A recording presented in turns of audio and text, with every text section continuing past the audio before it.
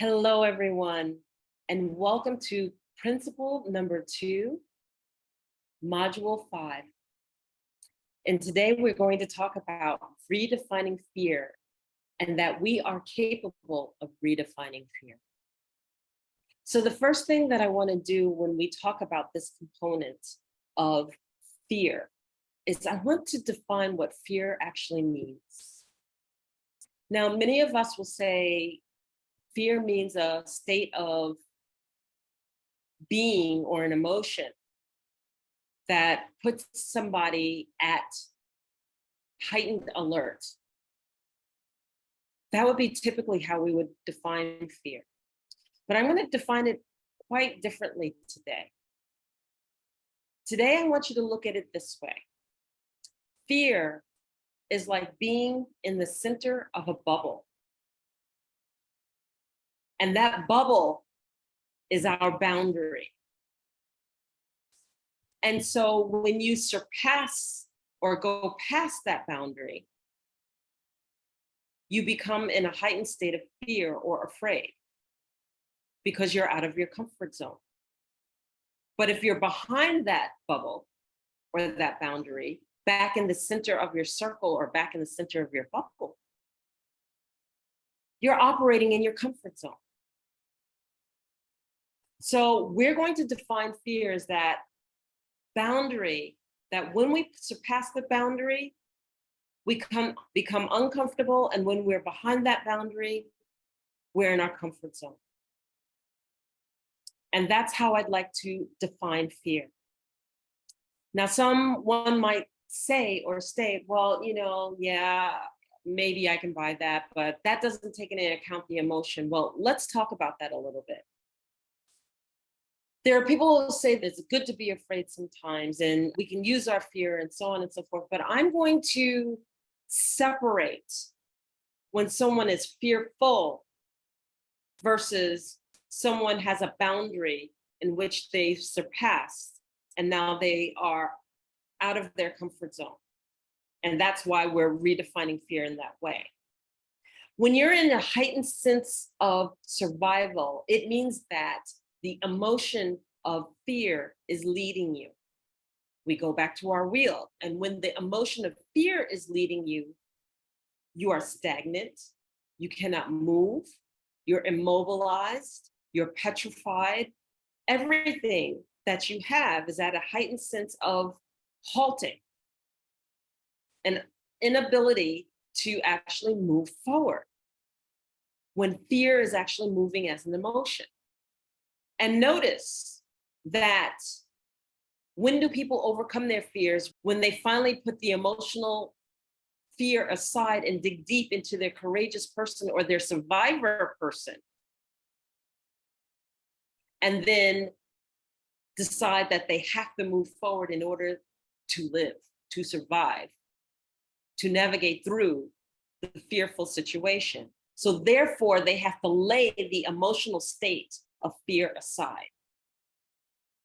We are not talking about the emotional state of fear. Why? Because I subscribe to this.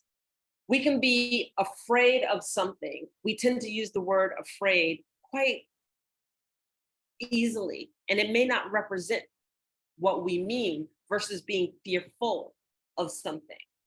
So when we're fearful, we're in a heightened sense of fear or survival mode that we need to navigate through. And we have to put our fearfulness aside in order to move forward. And notice that we put the fearfulness aside in order to move forward. So what that really means is that all fear does is pause us until we're able to work past that emotion. And once we're able to work past that emotion, we're productive.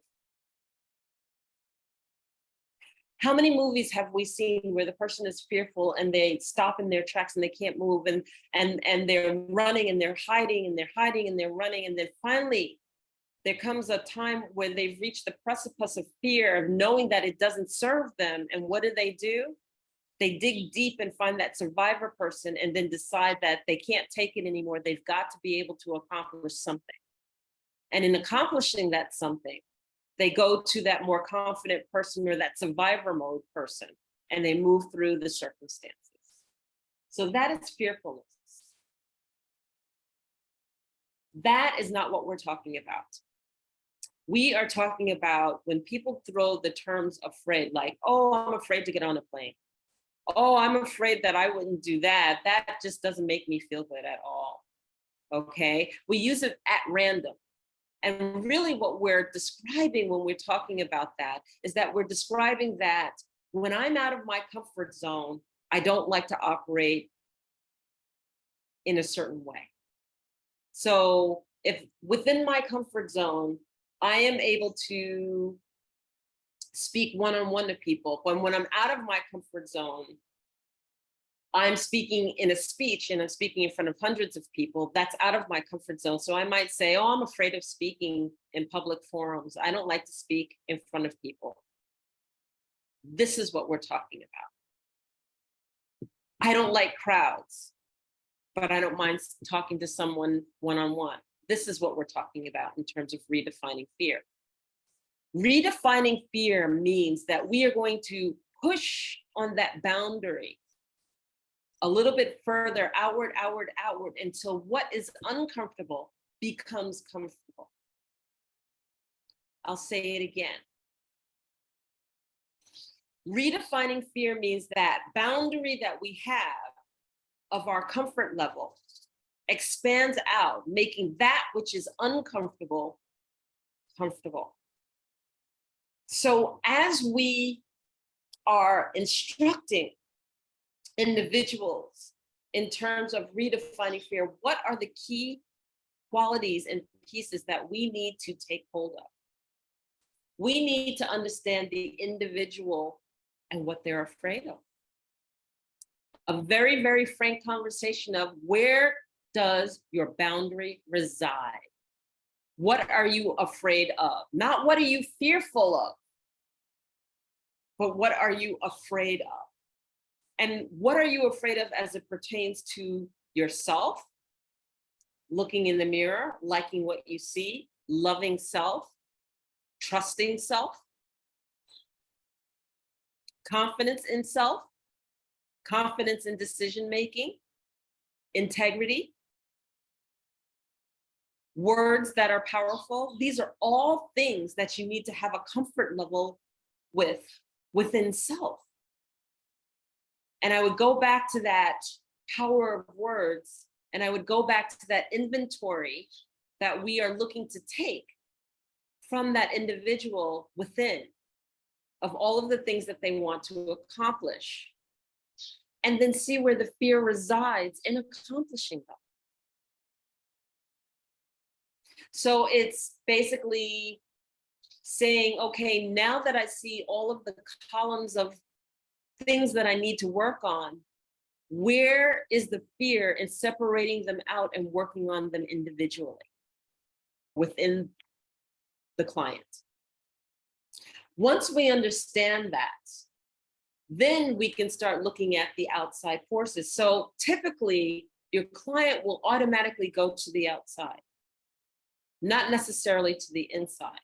And the reason being is that some of the things that your client may be afraid in facing are traumatic. And this is where you're going to encourage, again, self-reflection, looking at the inventory of things, and then asking the client where their fear resides and their uncomfortableness resides when looking at these pieces. Does their fear reside when it pertains to relationships?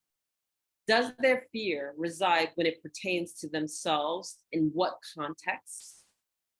If it's about trusting self, maybe a decision they made led to a traumatic event, and that traumatic event therefore prevents them forever trusting themselves to make a key decision because it brought forward pain. It brought forward trauma. Loving self is very, very important. Looking in the mirror and being able to smile and love what you see is important to that client. And if they're unable to do that, then they're seeing something that is painful, that is unforgiving, and you understand that you have to dig a little deeper, and it comes slowly. Do not try to do this on the second or third meeting, but understand that there's something there, and understanding that as you ask questions, you always leave room, fully listening, for them to be able to share that which may not necessarily always be shared, that you've created enough of a safe space by listening without judgment, that they feel comfortable talking without even thinking about it. Focus inwardly first with the client, getting the client to look at the relationships inward. They're going to want to go to outward. They're going to want to go to parents first. They're going to want to go to partners first. They're going to want to go to work interactions first. Start with self.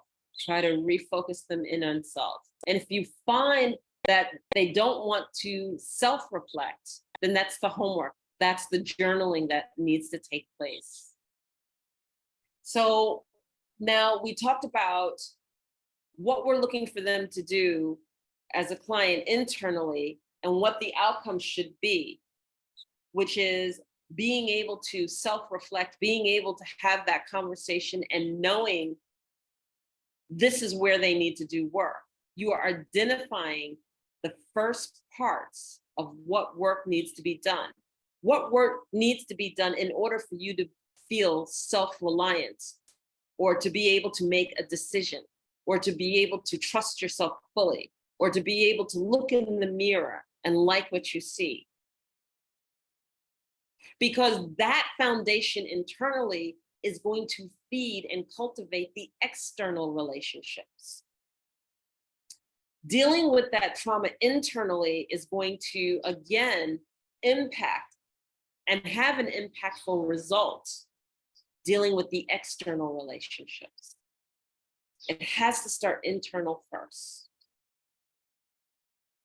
So as we are redefining fear, as we are looking at what it is that needs to be cultivated, what it is that needs to be acknowledged and made more conscious about, if it's very painful and if it's very devastating, then allow the time to unravel it and just work around it. Even though you know that something may be there, they must volunteer it. You cannot pry that out. Because as you embark on allowing that person to trust you with the smaller things, eventually they may trust you with the larger thing, because you've been a safe space in everything else that they've embarked and engaged with you about. If they have not, they may, and if they don't, it's okay. Everything in due time. Here's when we have to trust that the growth rate that everyone has is their own. There are going to be those you encounter that really want to do the work. They're going to share everything. They're going to do it quickly. They want to trust you. They want to grow. And then there are going to be those who will find the middle ground and trust you with some things, but not necessarily everything. And until your relationship with your client grows over the weeks, and they trust you a little bit more and a little bit more, and the things that you've provided for them to do, they start seeing the results of it, then they may trust you with the ultimate in terms of their trauma. And then you also need to be able to recognize the client who doesn't want to do the work. And what will happen with this client is that you're going to feel like you're going in circles with them. And what you'll do is you'll say, okay, your exercise is to self-reflect. Tell me where your boundaries are as it pertains to trusting yourself. Tell me where your boundaries and your uncomfortableness is as it pertains to making a decision and then fully taking on something huge based on that decision. Tell me what is the problem when you look in the mirror and why you can't say or smile at yourself and say, I love you. to yourself. And if they come back and you've done it a couple of weeks, 3 weeks in a row, and they haven't addressed it, you know they're not doing the work. And then it's a step back, you as the observer, as an instructor, that basically says, are you willing to work? We made a commitment right here before we got started that you were willing to work, and it's been my observance that that's not taking place. So what's going on? And also, you have to be prepared to let go of that client if that's where they're at and they're not willing to do the work. So all of these are pieces that we navigate through, but redefining fear is understanding boundaries. And understanding boundaries is understanding where the comfort level begins and the uncomfortableness begins.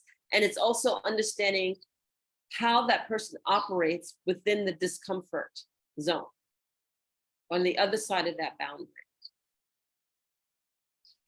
So if you're dealing with a person who's very, very insecure, then that uncomfortableness is going to be in challenging.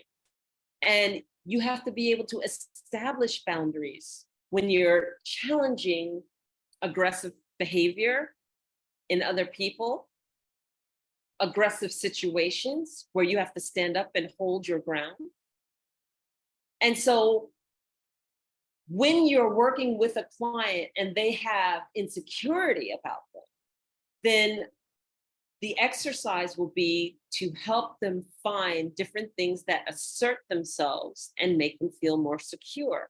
And those assertions are going to come in facing oneself and understanding what aspect of them is leading. And to go back in the exercise that we had to find that more confident person that they named, confident woman, that time when they felt great about everything, that time when they felt like they had made a significant achievement, and find that aspect of them, bring them forward in insecure moments. So as they may share with you, yes, this is where I am, help them to notice what aspect is leading when they're uncomfortable. This goes hand in hand. The noticing, the tool of the wheel, and where they're uncomfortable. If they are uncomfortable with their parent because the parent asserts themselves, there's an insecurity that's there, there's a boundary that has not been placed. All of these are different aspects. There's the wheel in terms of what part of them is leading, and then there's the fact that they don't want to notice it because they're uncomfortable noticing it, and being conscious of the fact that they shrink in terms of authority, or they're uncomfortable if they're not pleasing. You as the instructor need to be able to have a clear line of delineation of what it is and where it is that client is shrinking from or is uncomfortable at, and where their comfort zone is. How do we best do this? Listen and observe. Engage the conversation, start it off, and then sit back and become the observer. Do not interject, do not commiserate. So an example might be, do you feel comfortable when you have to stand up to your father and your father is on a tirade? And then sit back and listen. Be the observer. Let them get it all out. If they ask you, and what do you think about that? It's not for me to think. I really, am just listening. But please do share. Step back from commiserating with them. Listen. They will tell you everything in the story. You will be able to observe how engaged in the story that they are, how they react in the story, because if they're telling you all about the story, they definitely are not doing it from an observance point of view, but they're doing it from a reacting point of view. They are fully engaged in the story, And the emotional state is probably leading. Because the perceptual state comes in when you're more the observer. So as they're reacting, they're in the story is consuming them. That means that they are not present, not conscious. They are basically in the drama zone. And we're going to talk about the triangle of disempowerment soon, but I don't want to introduce it yet. And you're seeing all of these behaviors, and your job is to delineate and separate them in your mind's eye so that you know how to work with them, looking at them in a 360-degree view. Now, what is it that I'm observing when I am observing someone and they're in the discussion of redefining fear? What you're observing is where the boundaries are. What you're observing is where their fear kicks in and what they are fearful about and what they are fearing about. You are observing where they need to separate fearfulness, the emotion, versus fear being uncomfortable and the boundary being surpassed. You are observing what you need to help them have a heightened, more conscientious awareness by noticing. This is one of the most crucial points that you're going to work with, because here is where you are basically saying, take charge of truly looking at that self-reflecting inventory that you have and start understanding the possibilities of where work needs to be done. It hasn't been separated out yet and organized, but it is acknowledged that it's there and that separation needs to take place. So that you know that if I have 4 traumas that I'm working with, one is insecurity, one is jealousy, one is trusting myself, and one is an actual trauma, then even though I, as the individual or the client, may have mentioned 6 or 7 different things, you know that those 4 are the top priority. What you're also trying to understand here is that remember that certain emotional states come and fall under certain categories. So you know that the person is angry, the person has trauma, the person gets depressed, and the person has relationship issues. If you name these 4 things, what needs to be worked on? I named 4 things, but only one needs to be worked on: the trauma. Because from the trauma comes the anger. From the trauma comes the depression. From the trauma comes the dysfunction in the relationship. And you need to be able to decipher that. If you're dealing with someone who goes, I'm never good enough, I'm not good enough for anything, and you notice that they don't trust themselves with their decisions, they're not good enough, they shy away from authority or very, very aggressive personalities, and they're insecure, what needs to be worked on? Setting boundaries. Because once they have the ability to set boundaries, they'll find security. Once they have the ability to set boundaries, it's going to help with the emotional state of trusting themselves, because then they trust where they've established the boundary. Once they've been able to do that, then it's going to trickle into, I have to be secure enough to set a boundary, trust myself that that boundary is the right place to set it, and not worry about pleasing somebody else's need. So that boundary setting, that focus on the boundary setting trickles down to all of the other aspects that need to be addressed. You as the instructor need to be able to decipher which to work on and what is a subset of the others. And you're going to find that it really, really isn't that hard to do. Here is where we are going to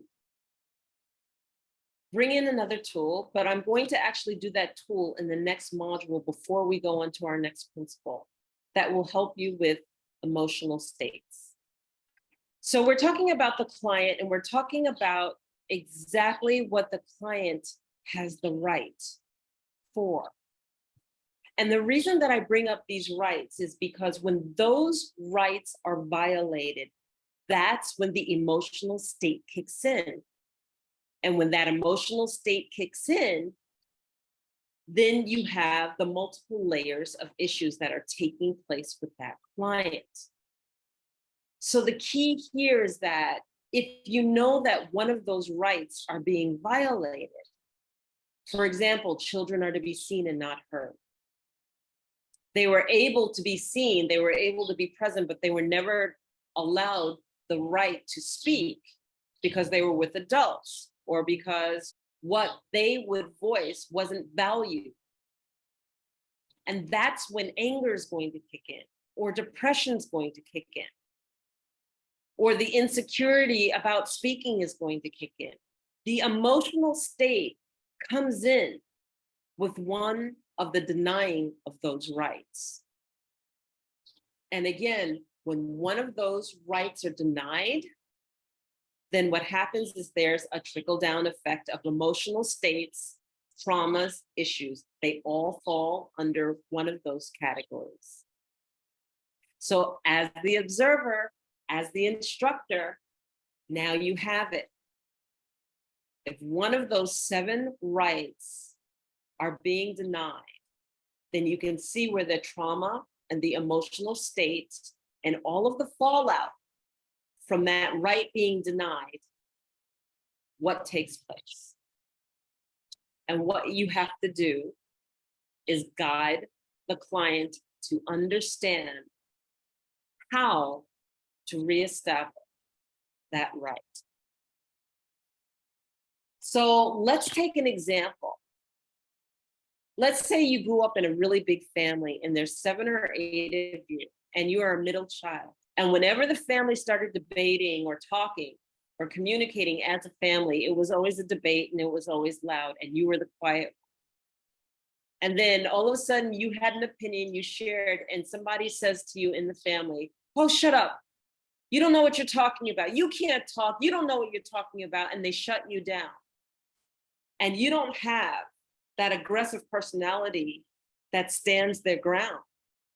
Then you've been denied the right to be listened to. And what you've said is devaluing. So what could fall out in that devaluing? Insecurity in speaking, lacking the power of your voice to be heard, depression because nobody cares enough to want to know what you think, sadness because you just want to be like everybody else in the family and you feel that there's something's wrong with you because you haven't been heard. Nobody cares. And sometimes even feeling less loved because you're not feeling as valued. What happens is that when that right is denied, all of the other pieces creep in.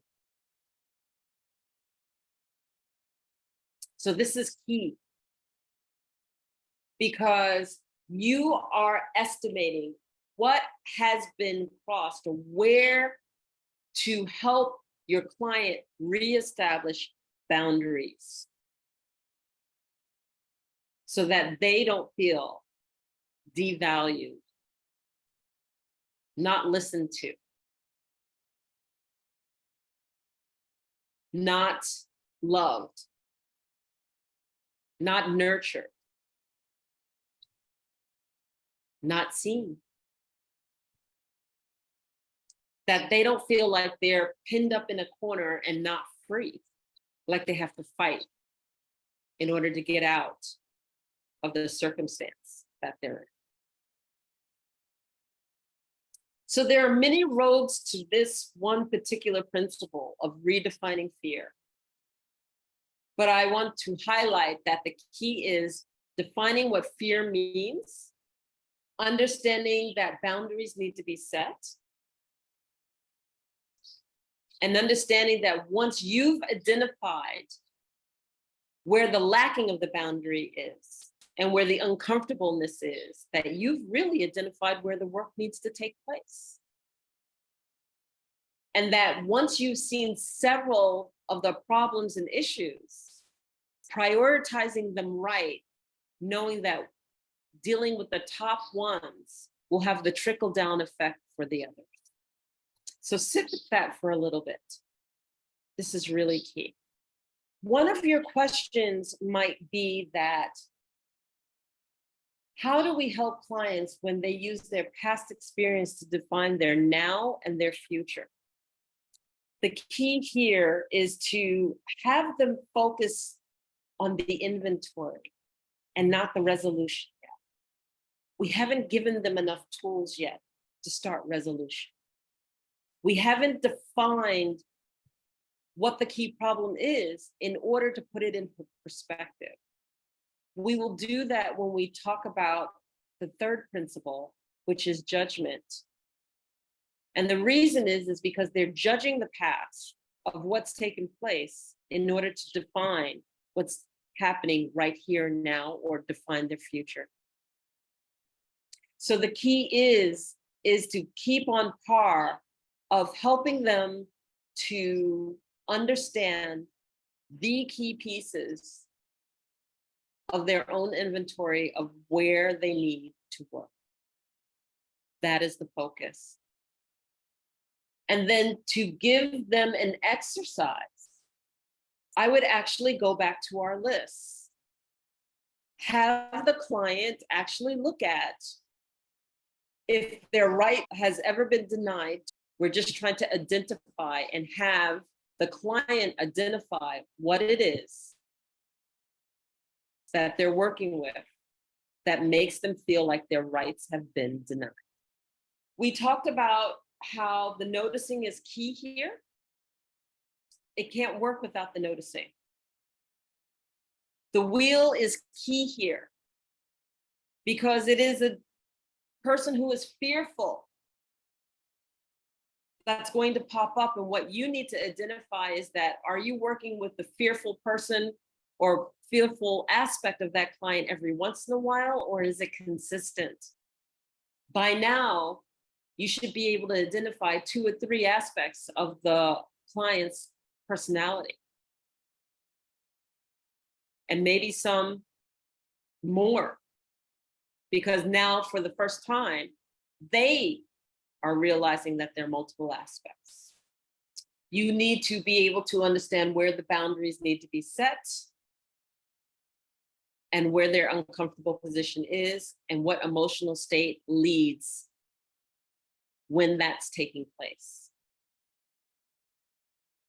And then also, just so that we don't lose sight of the fact that you had them do homework, you had them take a look for the week on the power of their voice. You need to bring into this fold, when introducing this aspect, the addition of the fact that, are they a negative person or a positive person? Are they engaging in a lot of negative speak? What did they notice? So it's key that when they bring back this information that's been journaled, what you're going to have them do is you're going to have them pick the vocabulary that they would like to eliminate out of their vocabulary, to ensure that the waters of their body, and now you should be able to say this, the waters of their body are always being nurtured with the most positive of aspects needed to live each day? How is their voice being received within their own head when they're more positive? Are they able to get through the day without negative speak? What did they notice? And now they should have a heightened sense of noticing, which should allow you to smoothly be guiding them into the fact that they can now notice where they're uncomfortable,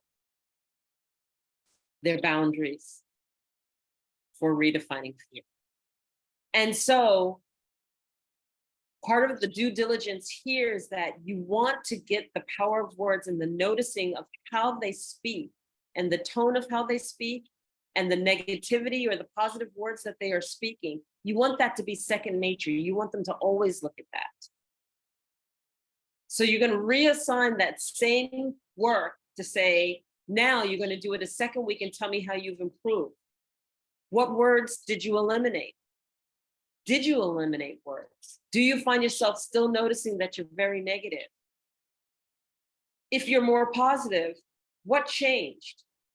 Did the people respond to you the same way when you eliminated those words? What did they notice?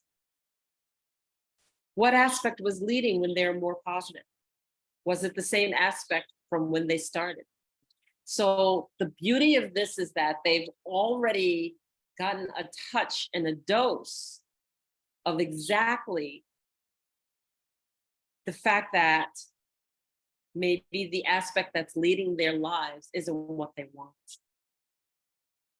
And what you're going to do is you're going to heighten that with the emotional drama that comes when they're out of their comfort zone with that aspect. They haven't changed it yet. They're noticing.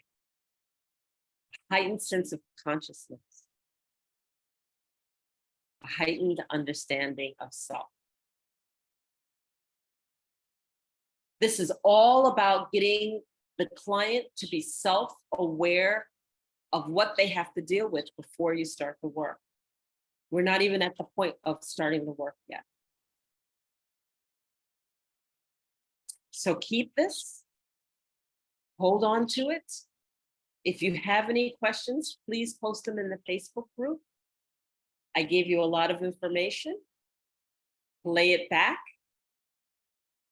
Hear it again and again and again if you need to. And I will see you in the next module. Thank you.